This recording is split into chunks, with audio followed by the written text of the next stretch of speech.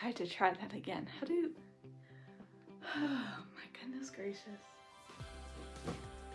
I really hope I counted correctly. I'd be so embarrassed if I did not have 22 books. I'm just gonna send it and hope I did.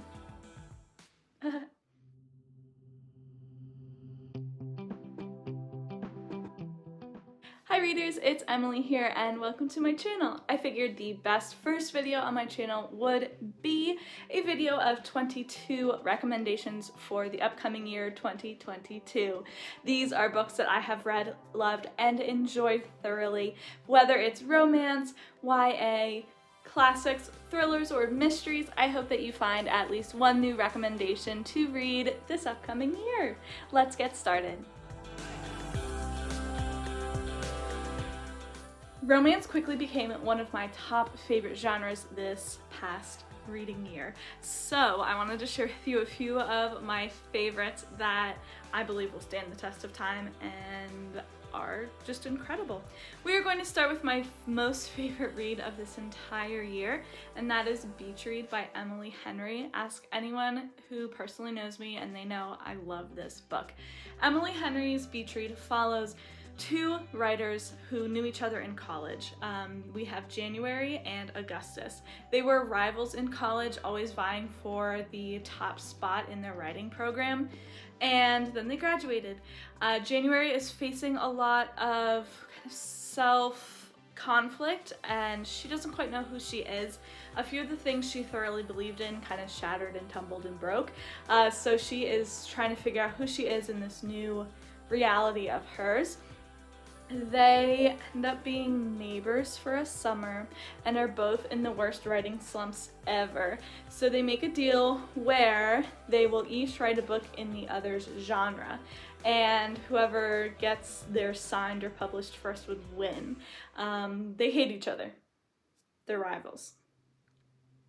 So, it's so good. I think this really opened my eyes to the idea of a romance book being more than just like a fluffy romance story. You can also have characters who are really soul-searching in themselves and learn a lot of life lessons, and this is just the best book ever. Can you tell? I feel like I'm glowing. It's just so good.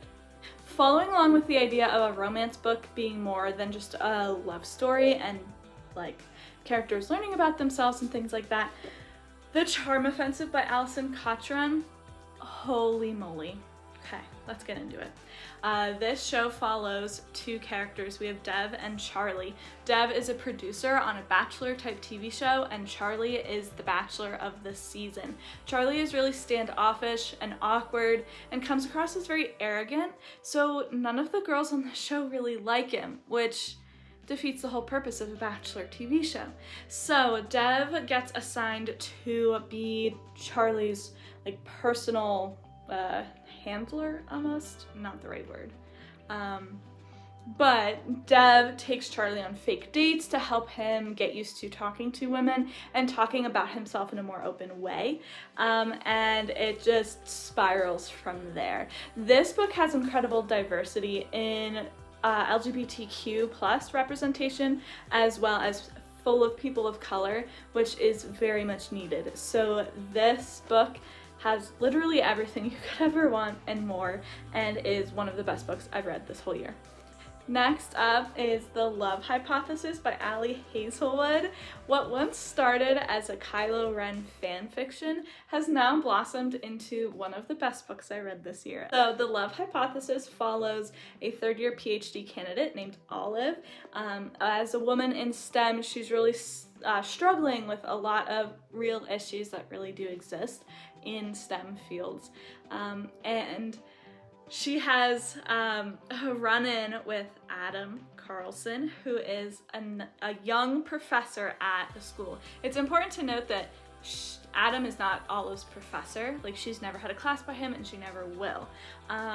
So they have to do some fake dating to kind of avoid some friend drama.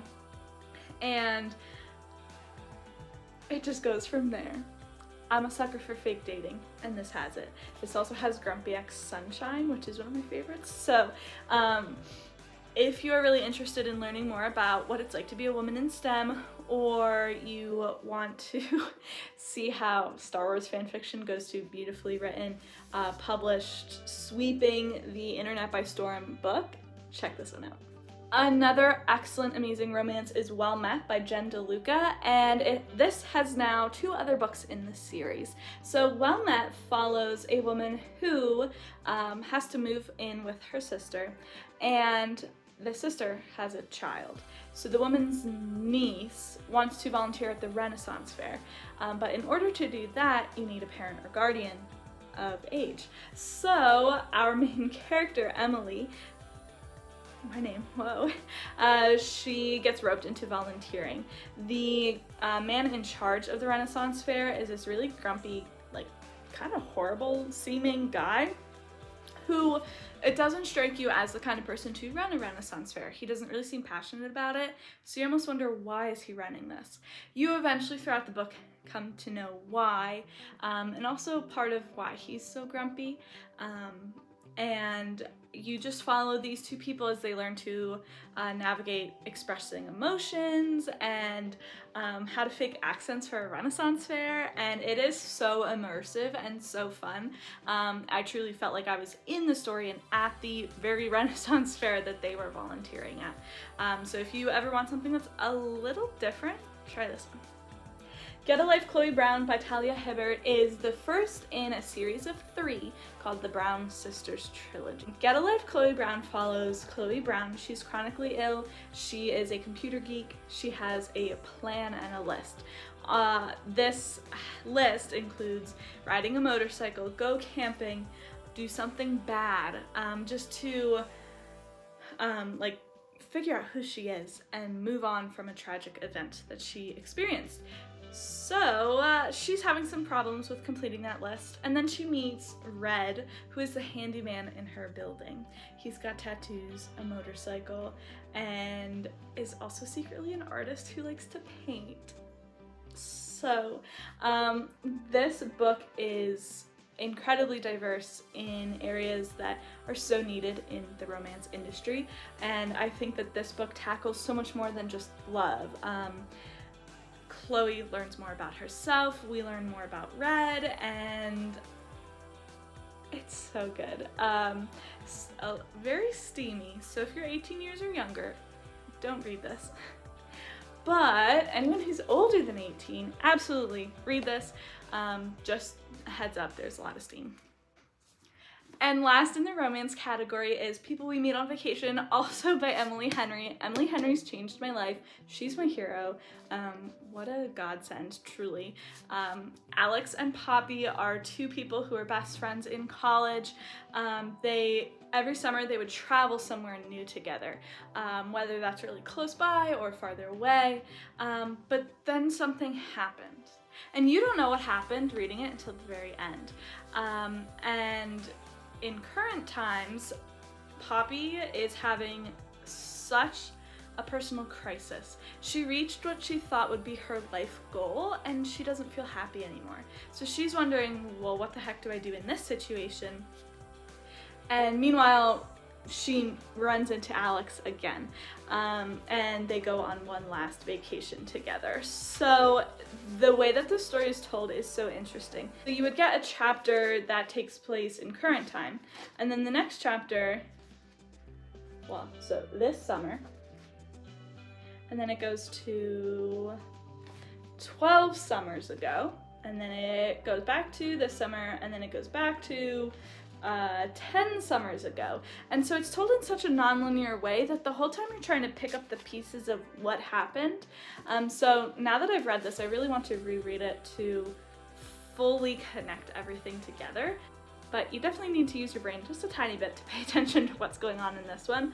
But 2 really deep and interesting characters that are anything but shallow.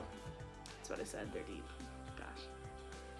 So that is People We Meet on Vacation by the Queen, Emily Henry. So I have 3 classics to recommend you today. The very first one takes me back to high school, and this is Mary Shelley's Frankenstein. I had to read this for school. This is my copy that survived a beach trip. As you can see, it's very crunchy. It's very well loved. Frankenstein tells a story of a doctor, Victor Frankenstein, who creates a human being out of body parts of other humans. And it's so much more than this creation. It tackles humanity and what we consider human and what we consider worthy, and how we treat other people.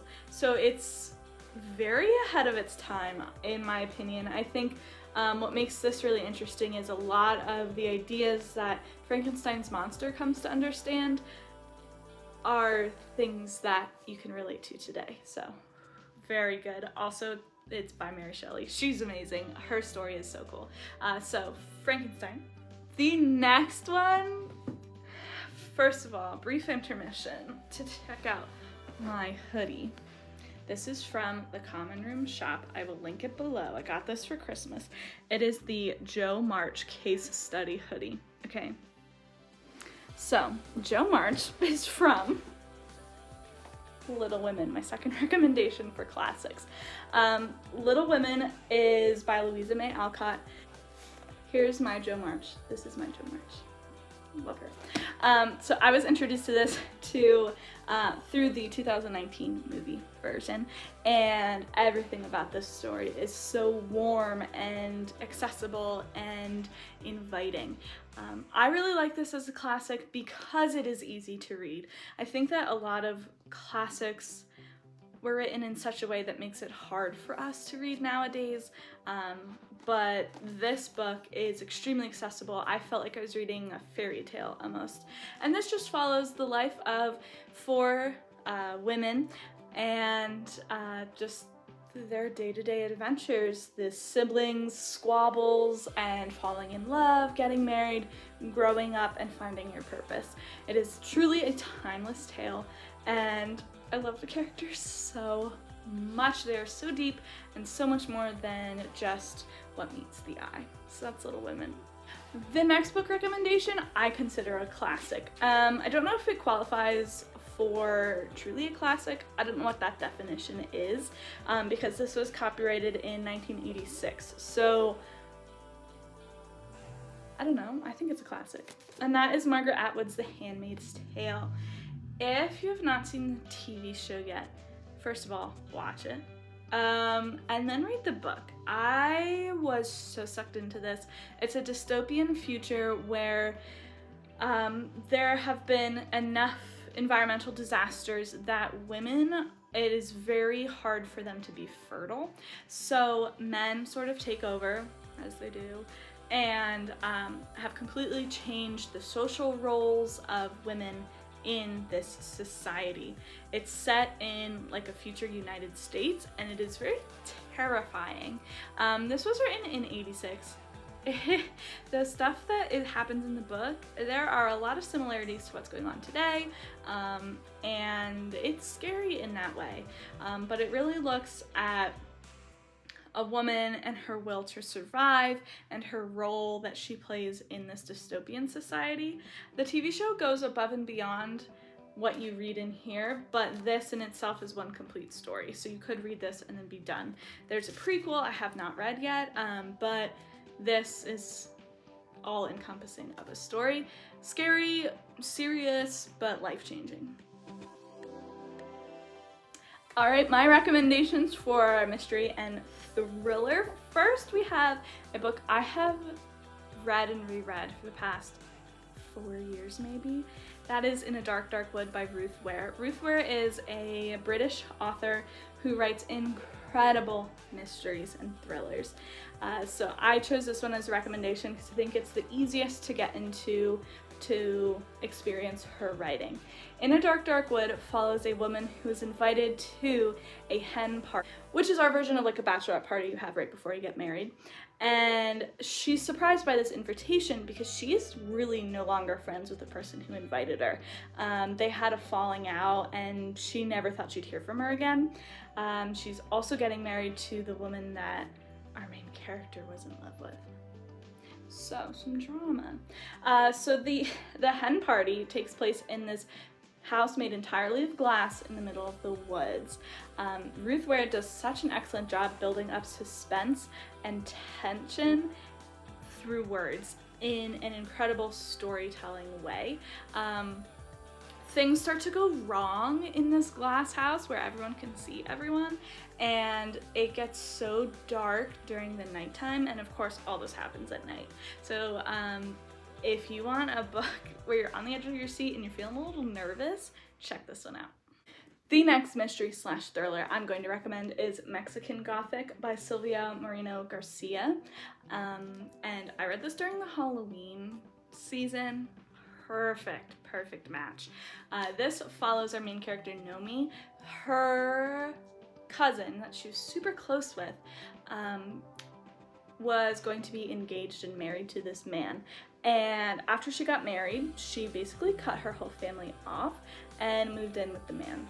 So the marriage seems to be fine, they rarely hear from her, but then all of a sudden they receive a letter. Nomi's family receives a letter from the cousin, and the cousin is basically saying, like, you need to get me out of here. I am stuck here, I am trapped, I am terrified, and that's it. The family that the cousin married into is super secretive and super close-knit and refused to even send her to a doctor.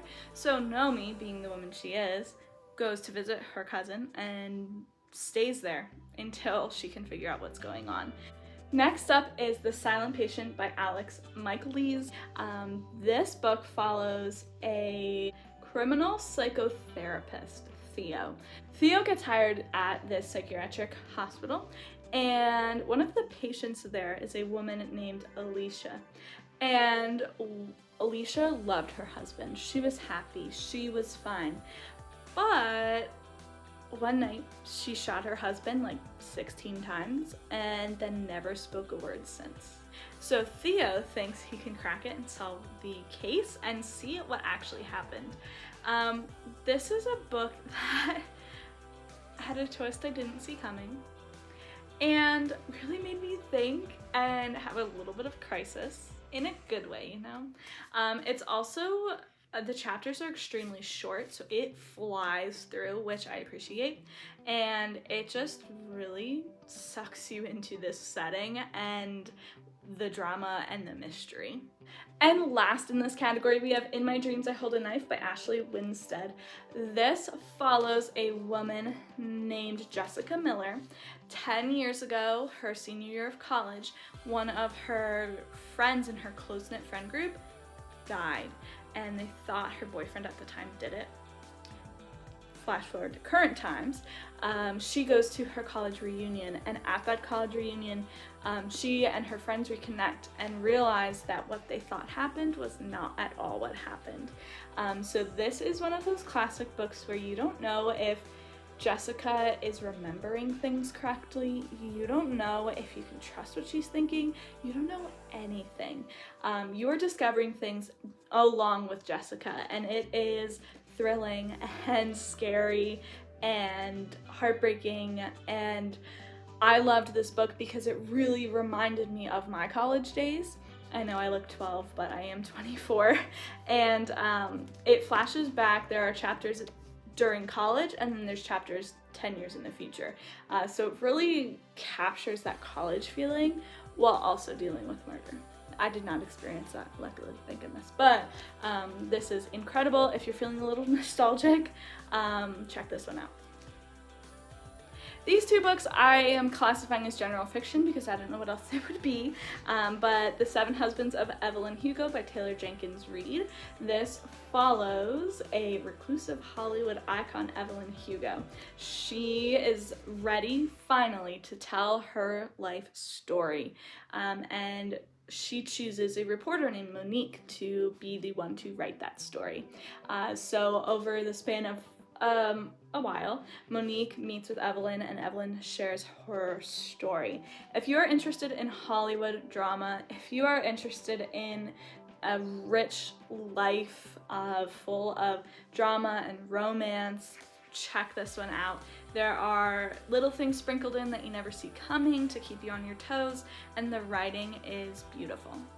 The second one in this category of, I don't really know what to call it, is The Song of Achilles by Madeline Miller. Everyone and their mom probably has seen this book so far, but I'm here to tell you it is truly very, very good. This follows Achilles and Patroclus, the ancient Greek story, but it's told in a stunning way. I never knew of their story before reading this, but the way that Madeline Miller wrote this and the words she used, the tone and style of the voice was incredible. And I think that it flowed really well. If you read Percy Jackson as a kid, definitely get into this. I am anxiously awaiting more written by Madeline Miller because her work is so, so good. For YA Mystery, I have two that you need to read in 2022. I'm going to start with Ace of Spades. Ace of Spades is a life-changing book that everyone really should read. Ace of Spades follows two students at a private academy. So we follow Devon and Chiamaka. They are the only two Black students in their all-white school. And senior year starting off great.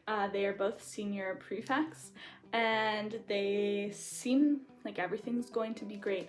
But then someone that goes by the name of Aces starts sending messages to them and starts revealing secrets and these things. It feels very much like A from Pretty Little Liars meets Gossip Girl. But then it takes a really serious turn, and it takes what seem to be harmful pranks into more of a commentary on racism in academia and in our current world. This book is scary and unsettling, and the mystery is just so intriguing and sad because we know it happens today with rampant racism. It also really looks at how so many things that we are so used to as white people are structured and taken from racism.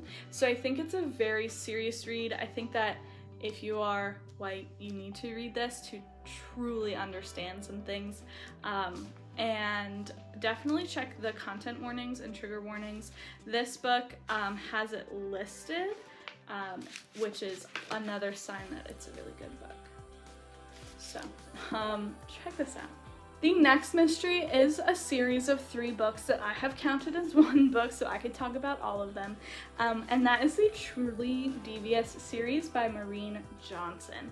So these are the 3 books. And, oh my gosh. I don't have my copy of the first one. My sister's borrowing it, so I can't read off the back and talk about it.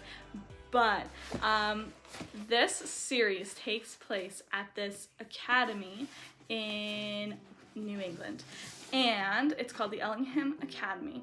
Years and years ago, the man who created the academy, his wife was murdered and his daughter was kidnapped. And he kept the school going, but they never solved it. Now he's died and moved on.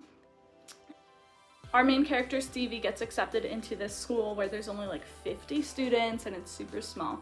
And the reason she gets accepted is because she knows so much about the Ellingham murder case. So she goes with the attempt to solve the case. Of course, as she's trying to solve it, people are being murdered around her in her current day.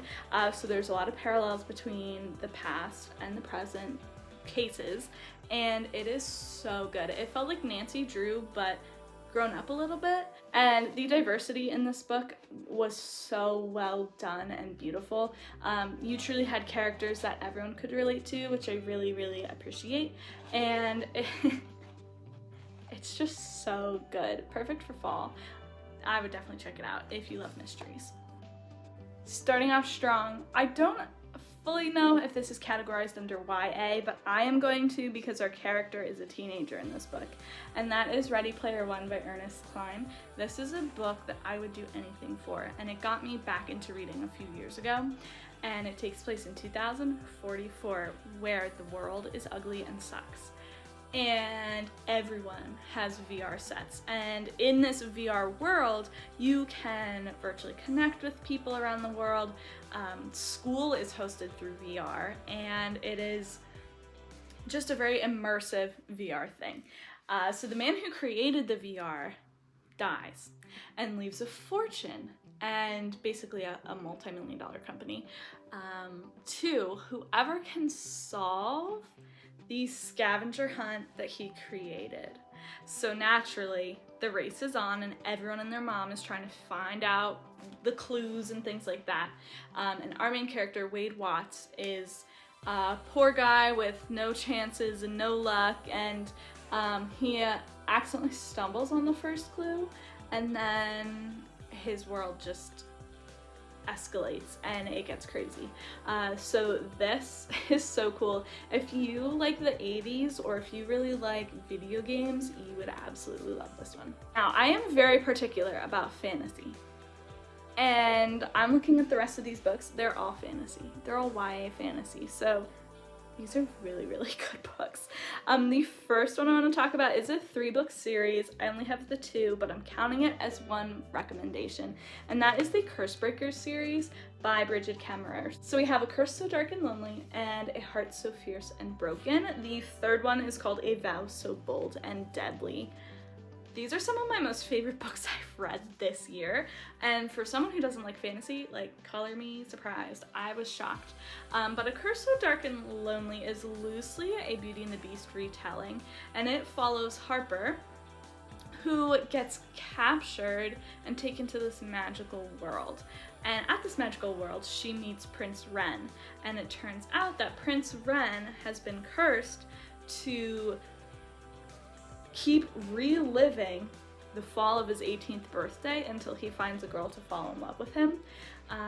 And she gets kidnapped by him, essentially. And I'm so bad at describing this, but it's so good. So not only is it about Harper standing up for herself and learning that Prince Ren is more than just a kidnapper, but it's also they have to work to save the kingdom because there's a second kingdom nearby that's trying to attack and destroy them.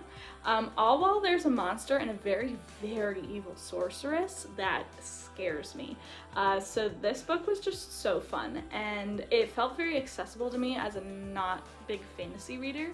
I was able to understand it all, and the characters in this one continues the storyline, and wow. Gray, who is Prince Ren's like BFF guardsman guy, he's a dream. These books are so good. The next one in YA fantasy is The Witch Haven by Sasha Payton Smith, and this one is about a girl who discovers she has magic, and she gets taken to Haxahaven Academy, which is a place for young witches, and they teach the girls how to control their magic and barely really use it. This takes place in 1911 New York City, so it has that historical fiction aspect to it, which is very intriguing, and there's a lot of commentary about women in that time and what our main character can do, and Frances discovers there's more to the school than meets her eye, and there's more to her powers than she's being told. She meets some other magicians along the way, and goes on some adventures. I will say this ends in a cliffhanger, and I think there's going to be a second book. I hope. This Poison Heart by Callan Bayron is a beautiful YA fantasy. Just look at the cover. This follows our main character, Brises. I believe it's pronounced Brises, and she has a gift. She can control plants and make things grow. Her two moms work at a flower shop, so she's sort of always been around flowers, but she never knows why she has those powers. Her birth mom passed away, but her birth mom's aunt more recently passes away and leaves her entire estate to our main girl. And it's a story about her getting to figure out what is happening and why it's happening, while also uncovering some historical secrets and mystery. And you realize she finds her place, but it's not what she thought it would be. It takes place in a small town, so it's very, it's got those like small town vibes, but with magic and plants and diversity and Greek mythology. But that's all I'll say on that. My last suggestion, which if I counted right, it's my 22nd suggestion, is a duology. And I saved it for last for a reason. These books changed my life this year, not to be dramatic or anything, but, and I'm simply talking about These Violent Delights and Our Violent Ends by Chloe Gong. Holy cow. Chloe Gong is a little younger than I am, and these books, the fact that she did this, I'm so proud of her. These are amazing.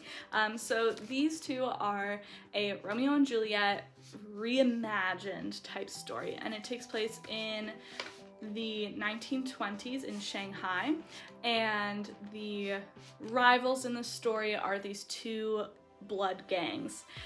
So you've got these two gangs. Juliet is the daughter of the lead man of the one gang, so she's really in line to take over that gang when he passes, and Roma is a part of the opposite gang in town.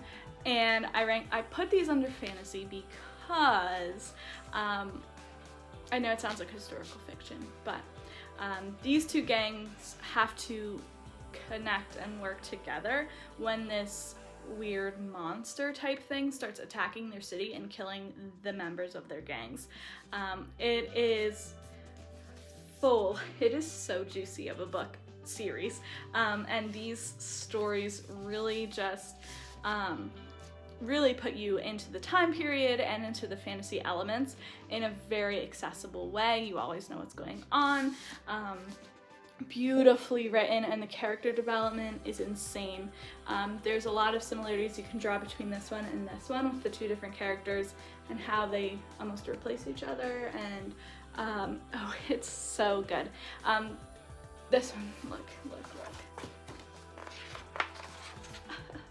It is signed. It's my prized possession. No one come steal it. So I highly recommend these two.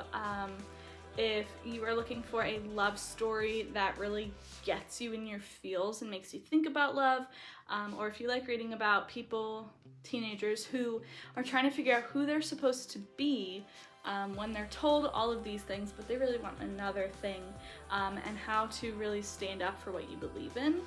So good. And that is the 22 books I recommend you read in 2022. I hope you read at least one of these, or maybe find some other books that you were really excited to read too. Fingers crossed, 2022 is going to be a great reading year for all of us, and I look forward to seeing what you read this year. Bye!